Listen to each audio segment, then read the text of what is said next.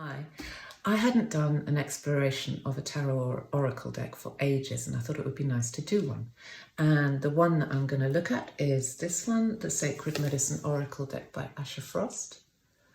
And how I'm going to do this is talk about the deck a little bit, show you some of the cards, and then I'm going to share a reading that I did. Now, I did this reading a little while ago, and it started off as something very simple. It's a 3-card reading, but the message that came through was really powerful and I think quite important. So I'm going to spend quite a bit of time on it, partly because I think it is an important message to get out, but also I'm going to be reading from the text that goes with each card. It will help you really get a sense of this deck and how the images on the cards marry up with the text. So, right, let's start with the cards. So you've already seen the front of the box. It's a decent box made by Hay House. They know what they're doing by now. You get that on the inside, which I think is a nice touch. I hope the light's good enough. It's a really grey and gloomy day today, so I'm doing this in the place with the best light I'm going to get. So fingers crossed. This is the back of each card.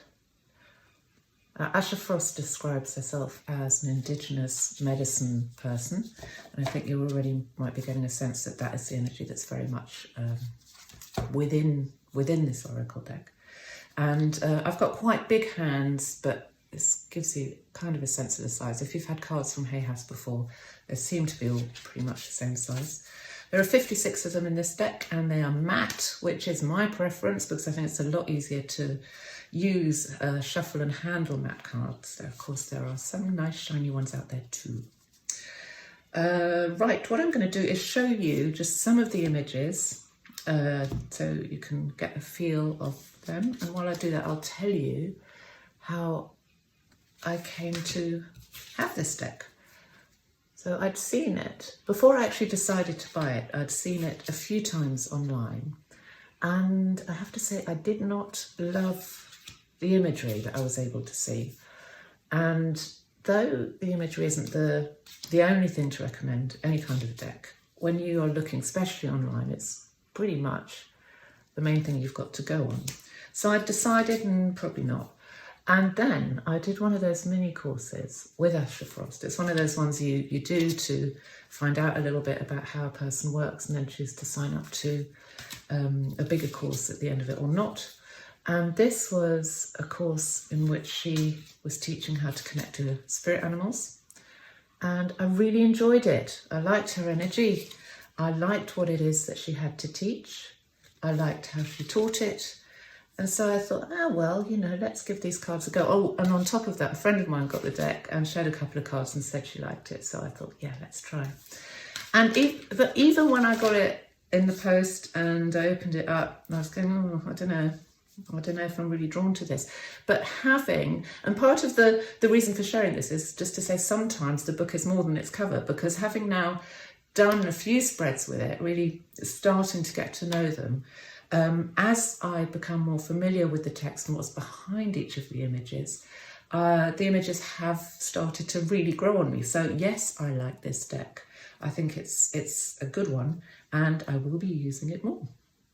Right, the booklet, decent sized booklet, and a fair amount of text for each card, which I really appreciate. You get an interpretation, you get a sacred ceremony that you can take part in if you wish to, and a healing affirmation for each one. And there are a few spreads, a couple of spreads, which I think most of them offer to you now. So that's pretty much an overview of the cards as an introduction. Now I'm going to share with you the spread that I did. I adapted it from one of the ones that comes with the booklet. That's what it looks like. It's called Ancestral Spread. And as they are in the book, and I did this one for myself, and I thought, I like this one. It's very insightful. So that's why I chose to adapt it. So the original version is as follows. Top left-hand card is matrilineal lineage. And the question that goes with it is, what medicine do I need so that I may clear the ancestral and familial trauma from this side of my ancestry? Same question for the card on the top right, except for the patrilineal lineage. And then the card on the bottom is in the position of vision for the future. And the question is, what is the way forward after breaking these cycles? right? So that's a wonderful little spread in itself, isn't it? But to adapt it to share, so it was appropriate for the collective, I thought I would align it with the idea of healing any trauma in the divine feminine and divine masculine energies that are available to all of us. You probably already know that the divine masculine, divine feminine have got nothing to do with gender. They are available as energies to every single one of us, and they manifest through us, and they manifest in cultures and societies. And so the question is more along the lines of, for this reading, what medicine do we need so that we may clear any ancestral trauma from the feminine, so that it can move ever forward from the wounded feminine to the exalted divine feminine? And the same question for the masculine, wounded masculine, and exalted divine masculine. And then the card at the bottom, the vision for the future, stays the same. Okay, so I'm going to show you each card. I'm going to read you the whole thing that goes with each one, and then we'll talk about it. Okay, so the card that came up for the feminine is this one: Fire Spark, Transform. Okay, so the text that goes along with that is: fire is transformative. It burns matter into ashes. It's a force of nature that should always be respected and acknowledged for its power. We all have the potential to carry fire within our bellies and hearts. At times it rises as rage and anger, and we can choose to use this in a conscious way. Rage can be sacred. The land defenders, the ones who protect children and animals, those who protest the harm done to humanity and our earth, show us how this emotion can fuel desperately needed change. There is a call for you to use the fire in your belly in sacred and productive ways. Listen to how your spark wants to be directed to make change happen. What causes speak to you? What aspects of this planet need more consciousness and love? You are entering a warrior phase, and your ancestors are proud of you. Stand firm in what you believe in. You will be rewarded with deep love as a result of your firewalk.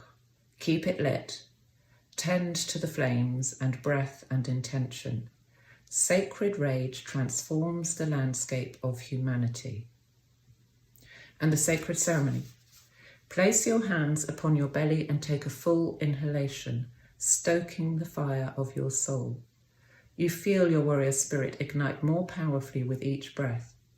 The ancestors initiate a great wind that swirls around you, and your spark is fed and nourished by this energy.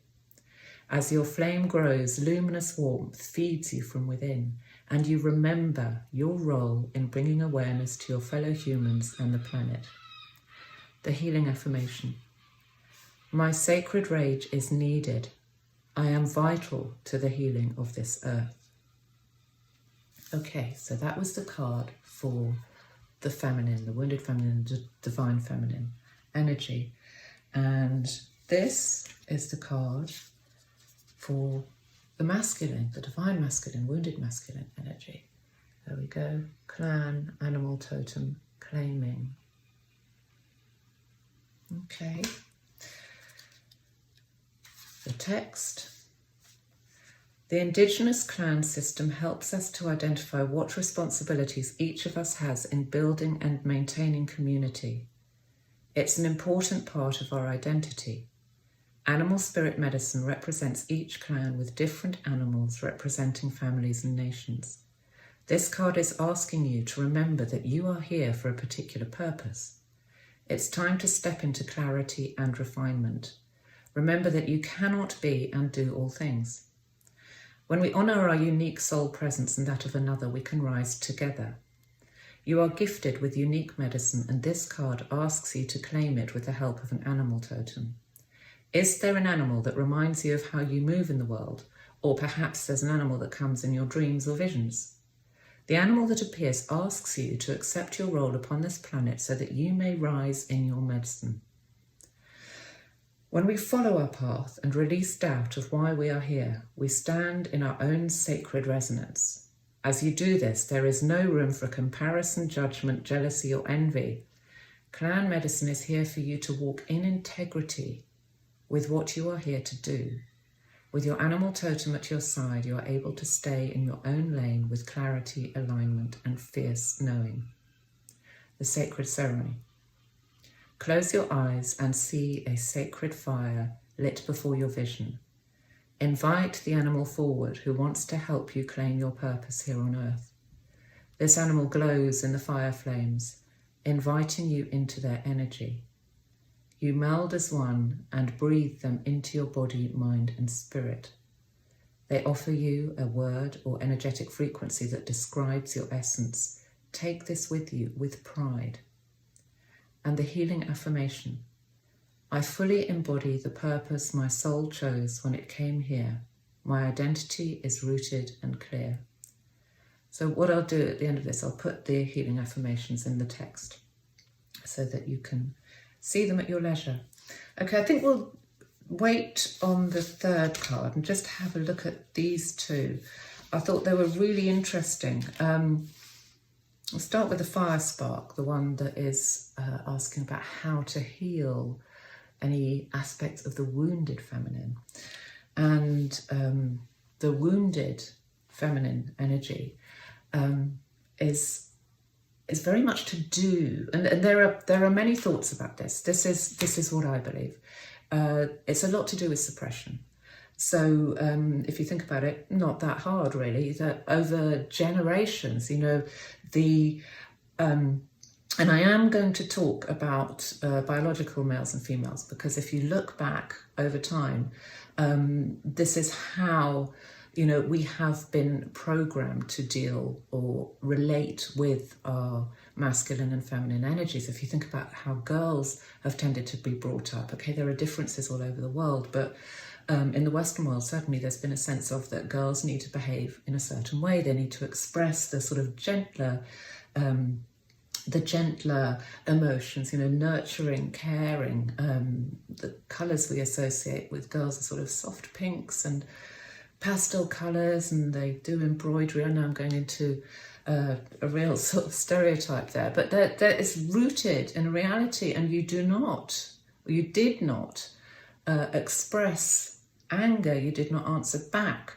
We've had generations, many generations of sort of a very male-dominated, male energy, a patriarchal, wounded male-dominated society.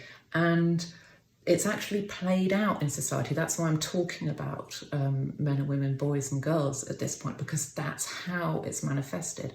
But on an individual basis, it's something that over these multiple generations we've internalized. So that is both whatever gender you identify with, you know, within us, it's the feminine traits that are the more feisty ones, that are the messy ones. You know, if you look at what really constitutes female energy, those aspects of creation, giving birth, talk about Mother Earth, Mother Nature, they can be really primal, really messy, very noisy, quite ferocious. And those are things that we have in general been taught and internalized to such an extent that we don't. Internalized stories, internalized narratives are those that we very often don't notice. And so when all that kind of energy is internalized, that can sort of manifest as you know, quite weak boundaries. What else we talk where the story of needing to nurture has become so elevated that there's a sense of needing to look after everybody else, at the sacrificing the self, which can lead into a sort of energy of victimhood, which can lead into a form of rage that is not sacred rage, but that is to do with frustration, and can lead to explosive expressions, somewhat uncontrolled expressions of anger. I've got some notes here. And also the wounded feminine is very much seeking external affirmation. So external sort of confirmation that everything's okay, that they're safe, because of course, again, for generations, females had been, much less now, thank goodness, but had been almost completely reliant, again in the Western world, on the male part of society to look after them. I mean, literally, the property belonged to men, money belonged to men. And so they there's a real sense of needing to behave, otherwise, well, in extreme examples, burnt at the stake, stuff like that. And we go right back to, I don't know, I hesitate whether to bring it in, but, the story that has been told for goodness knows how many hundreds of years now about Mary Magdalene as being a fallen woman, being a prostitute, somehow being outside of this sort of acceptable, nice version of womanhood, when in fact that was not the case at all. So that's the wounded feminine. The wounded masculine is very much to do with disconnection, with a distrust of that somewhat, not always, but often disordered, chaotic, creative energy of the full, healed, divine feminine, is distrustful of it, is disconnected from it within society and within the self too. And that then manifests as feeling as though there is a need to oppress, to control. I don't trust that. I'm actually quite fearful of it. Therefore, I need to absolutely control it. And it's separateness not only from that, from the feminine energy, but also from humanity in general. So that also then manifests as a form of competition, of needing to win, of needing to own, of needing to be better. And you can see, I mean, I don't need to say to how that has manifested in society. And again, you can also see how, even though I have referred to how these energies have manifested across the genders over generations, but in our society now, this is something that is very much highlighted in all people. This is what we're taught. You need to get ahead, you need to compete, you need to be better than that guy, you need to be better than that person, you need to have more than that person. And it's this sort of never-ending quest for gratification that, because it isn't actually based on anything heart-based, it's all sort of up here, very disconnected. It's never fulfilled. It's not a basic need. What else? Critical, judgmental, and narcissism, which is a word that's sort of all over the place now, isn't it? It's not a new concept, but we're talking about it a lot now, is very much a manifestation of, again, within women and men, and within whatever gender, of very wounded male. So those are the wounded, the healed. The healed feminine is receptive, is grounded. It does not need that external validation, does not need to be assured of belonging or being good enough or being worthy by others. The divine feminine knows, and the divine feminine is comfortable with that occasionally ferocious. Think of a lioness when they're protecting their cubs, absolutely ferocious. That is sacred rage, because that is, it's purposeful. It's not just random. Anger that comes from sort of suppressed emotions and so on, that is not sacred. Sacred is when it is aligned with justice, with the highest good perhaps of the individual, of the family, of the community, of the society, and yes, of the world. And it's a mighty powerful thing. And it is something that we have been taught to suppress. It can be a frightening thing. It's certainly threatening to the wounded masculine, but it can also be threatening if we feel that within ourselves, again, men and women, because it's not really sanctioned, is it? So that's where we want to go. And what I also haven't said is that the ultimate goal is not just to have the divine masculine here and the divine feminine here sort of doing their own thing, but to work together in unity. There's a synergistic relationship, and that is that's what we all are aiming for. That is the healthy way that energy works. One needs the other. Okay, we've talked about the healthy feminine, the divine feminine. The healthy masculine is confident in who he is, does not need to envy. I mean, I just thought this, when I was reading this, and as I've continued to think about it, I thought this was just phenomenal how these cards came in answer to those questions. So when we follow our path and release doubt about why we are here, when we don't need to prove all the time, to ourselves, to everybody else, how we deserve to be here, how we're worthy of respect and admiration, that comes from a deep sense of not being able to carry that ourselves, right? This isn't a natural way of being and being completely separate and in competition with everybody else. When we have that, we stand in our own sacred resonance, and then there is no room for this type of comparison, this judgment, this jealousy, this envy, and this need to control everybody and everything. And that is something that certainly in my lifetime I have never seen on a global scale, the level of control that is manifest right now. It's absolutely extraordinary, and I feel it engenders fear, but it also comes from a very wounded, very fear-based state.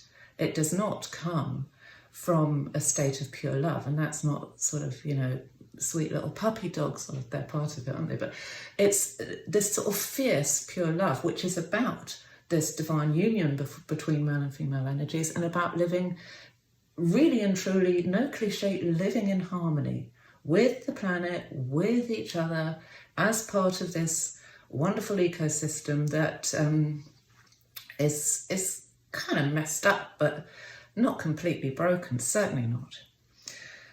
Okay, so the third card,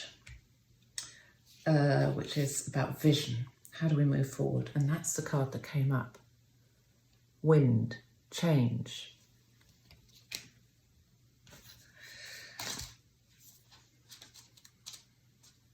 Okay, the winds of change are blowing today. What changes are calling to you that you've been resisting? This card comes forward to lead you in a new direction. You have been stagnant and stuck. You don't need to carry the weight of the world on your shoulders. There are certain areas in your life where you are holding on tight. Release the need to control the outcome of your life and let the winds take you to new heights. You have an opportunity to free yourself of the past and step into a more supported vision. You are reminded to ask for the help that you are so worthy of receiving. The wind sweeps through to bring a huge release, and you are gifted wings to take flight and soar towards ease. The energy is quickening all around you. Time is speeding up. As you let go, you are able to move in a new direction faster than ever before. Allow this wind spirit to lift you up so that you may release all that is heavy and holding you back. Be free. The sacred ceremony. A force of nature, like an energetic tornado, swoops in and surrounds you in a sacred healing portal. Your ancestors guard and protect this space. You are safe. They hold their hands up around this tornado, sending their medicine to help break you free of any chains or tethers that are holding you back. Immense warmth and unconditional love flood your body with the reminder that you are safe and all is well. It's okay for things to shift at this time. In fact, it is necessary. The healing affirmation. I allow the winds of change to carry me toward a new and aligned direction. So how? What? When we hear all this, where are we going? And I think that these winds of change, I think it's pretty undeniable that there are many winds of change that have already started blowing and are not going to stop anytime soon. I thought it was fascinating, this word quickening. The the energy is quickening all around you. Now this word, I can't remember if I've shared it in a video or not, but this word came through in a channeled message, quickening, and I was familiar with the word, but I wasn't 100% sure what it meant. So I looked it up, and the quickening it's about the beginning of life, the birthing of something. If you're pregnant and you can first feel the baby moving inside you, that's referred to as the quickening. It's not used in that sense here, but this is a time of bringing in the new, needing to get rid of the old. This was in relation to the divine feminine, but it is relevant to everything really. The fire spark, burning things to ash, and then that ash, as some ash, as we know in the physical world, is then can be act as fertilizer for what is to come. We don't destroy, we transform. That's the word here, transform. No destruction, transformation. And claiming, looking back at this card, not hanging on. And this has been a message that has been around for a couple of years now, which is the more we resist, the more difficult this is. The change, the winds, like I said, they're not going to be stopping anytime soon. In fact, I think there's a very strong indications that they're going to speed up. And the more we hang on to like the stuff that we, the familiar, the stuff that we know, the stuff that we don't want to change, the more difficult it is. And that's on so many different levels. That's on an actual practical level for many, many people. And on an emotional level, I think many, and I don't know if anybody is sort of completely sort of bypassed in all this. So much stuff coming up for examination. And releasing and healing in whatever way is possible. And as with any of these processes, the less we resist, the more easy. Is any of this easy? I don't know. But the less difficult, shall we say, the less painful it can be. Release the need to control the outcome of your life and let the winds take you to new heights. So, quite a profound message, huh? And there was something that I wanted to add, because I'm aware that it's all very well to say, we just need to, connect to sacred rage. And I'm standing here going, yeah. How difficult is that when we've had lifetimes? I'm in my 50s, so I've had 50 years of sort of being quite good, sort of behaving and for the most part, and sort of trying not to annoy people, not to create waves, because I really recognise that those aspects of the wounded feminine, which are to do with needing to feel safe in community, not wanting to sort of feel like I'm rocking the boat in any way. And many people feel like that, men and women, and whatever gender. And also the wounded masculine, the sense of disconnection and this internalized sense as if you want to feel worthy, then you need to achieve this and then this and then this. So how do we do it? Well, what I did was I went to two other decks, which are amongst my favourites. That's the Isis Oracle deck by Alana Fairchild. There's a lot of text with these, I'm not going to read it all out. And the Kali Oracle deck. Now with the Isis one, I'm just going to show you the card, because I asked, okay, how? We've done this spread. What will help us be able to do that? And I got this one. The Dark Mysteries. Enter the chamber of the Dark Goddess. And like I said, there's so much information in these decks, but this one is about, in summary, the Dark Goddess calls you to her inner chamber where she holds a test and a gift for you. The test is your willingness to meet and release the fears within that have been secretly holding you back.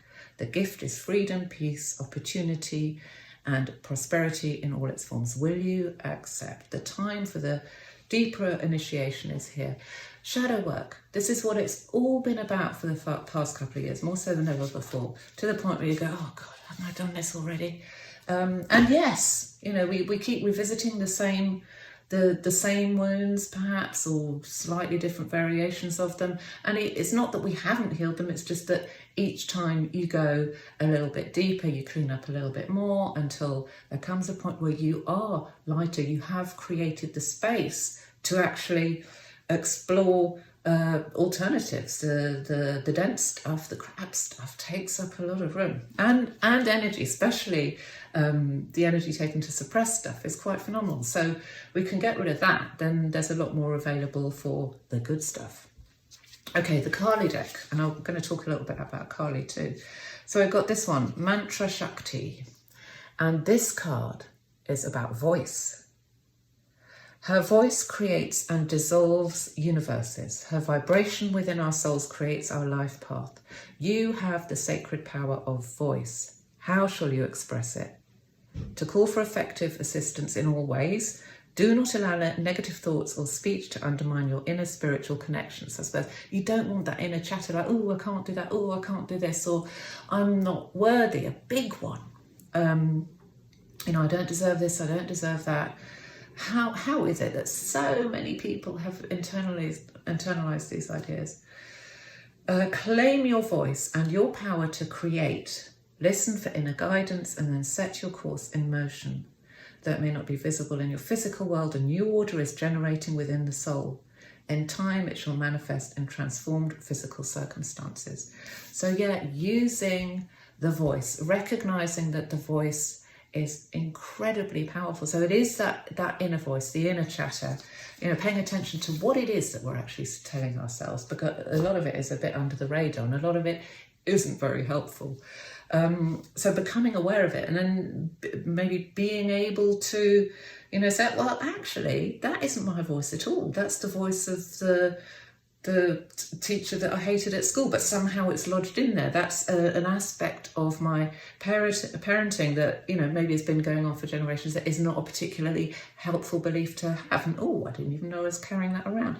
And even just sitting and becoming aware is powerful in itself.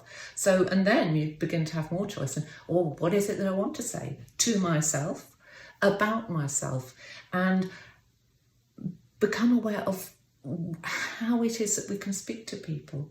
And man, there has been a learning curve for me in this. First time I tried to do this video, I tried to make it fit into 15 minutes so it could go into Instagram, and I was very sort of careful, and I don't want to annoy anybody by the way I'm saying this, but I couldn't. I think once I tried to upload one and it wouldn't upload, and then I was like, oh, actually it wasn't that great anyway. And then I tried a few more times. I did another one, and it didn't record any sound. And I was like, no, I've really got to do this. This matters, right? And it matters so much that we're going to talk more about Kali. Now, Kali, the goddess Kali, has got quite a sort of scary appearance much of the time. And I was first introduced to Kali a few years ago, and when I first I was a bit like, oh, you know, I don't know about this. I'm a little bit nervous about connecting with Kali. But then the more I learnt about her, the more I thought that this is the most phenomenal energy and connects very much with this. And I know I'm focusing on the feminine, but there is something about the rising. There's no sense of rising so that another falls. We want the masculine and the feminine to be in balance and be in harmony. But there's something about that, the feminine energy finding its fierce voice, calling out injustice, calling out the things that are wrong, always with this sort of alignment with the highest possible timeline, the highest possible vibration, the highest possible outcome for everybody. That means the divine masculine not only sort of has to back off, but feels has the space to back off, if that makes sense. And talking of backing off and Kali, one of the stories about Kali is, you may already know that Kali is a manifestation of Parvati, the female counterpart to the god Shiva. And there came a point, I believe, when Shiva and Parvati had a fight, and Shiva threatened to leave or something like that, threatened to do something that Parvati didn't like anyway. And so she split into different aspects, 10 different aspects. And I've got it written down here. I can't remember now, but there's a name for these 10 different aspects, which, oh, embarrassing. I don't know what I've done with it. Anyway, and one of those aspects anyway is Kali. And Kali is fierce. Kali is often known as the destroyer. Here are some more depictions of Kali, and they're another one of the stories about her. So pretty darn fierce, right? And this is one. This is an aspect of Parvati, which this one, she's severed her own head. And one thing I've seen about that is it's about sort of severing the control of the mind aspect, this very sort of cerebral, logical aspect, to reconnect with the heart, with the sort of the wisdom of Gaia, if you like, and the blood. She's alive, this energy, and this blood is food. Right? I've seen one story where it's used to feed others, another where it's something that she uses to feed herself. But it's a fairly gruesome image, but it's very powerful, and all of it is life affirming. Kali is frightening, or can appear frightening, but she destroys in order to create. Another aspect of Kali Parvati, this goddess aspect, connects to a story where Kali was on the rampage and was getting a little bit out of control, and in order to bring her back, Shiva transforms into a little baby. Kali, in response, transforms into the loving mother aspect, and I can't remember now whether that's Parvati or another one. I'm sorry. So they're all the faces of the same goddess energy. So we call in Kali with the full knowledge, not necessarily the expectation, because it's not always like that, but that there needs to be a fire in order to really uproot and burn the stuff that is the suppression, is the block, if you like, to, I hesitate to use the phrase because it's overused, but to speak one's truth, to speak the truth as we know it, to speak in the voice of pure love. Again, not the fluffy puppy dogs, but the voice of pure love that can be expressed as sacred rage. And with that, then it creates the energy for the divine masculine to kind of because it's spread out too far. With this sort of attempt to control everything externally and internally now in so many different ways. It's spread very, very thin. It takes a lot of energy to keep that going. Very diffused, very disconnected, and it allows that to come back into this knowing of, this is what I'm here for. That's okay. I do not need to, compare, contrast. I just know my role, and part of my role is to work in harmony with the divine feminine. And there we have quite a beautiful illustration of that. And another one, going back to the Asha Frost deck. This is a bit of a strange card because this is all, most of the other image, or all of them, I think, that I've shared with you are quite timeless. This one seems to be trying a little bit too hard to my mind to be contemporary, but nevertheless, I didn't pull this, I'm just showing it to you because of this, the meaning of this, two-spirit, diversity.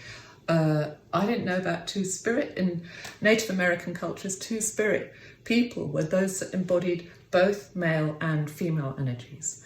And they were thought to have abilities above and beyond others, were often revered and were often spiritual leaders. And so this is where we want to go.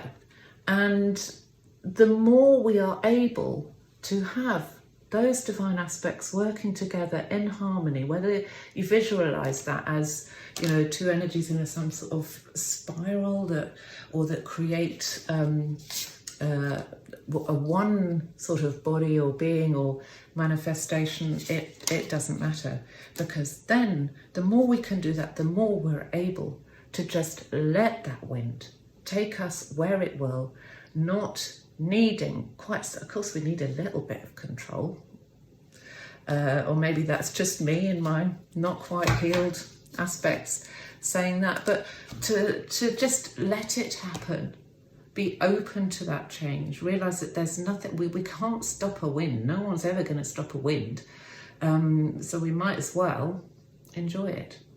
Okay, and going back to what it said in that booklet, be free. All right, thanks for listening. Bye.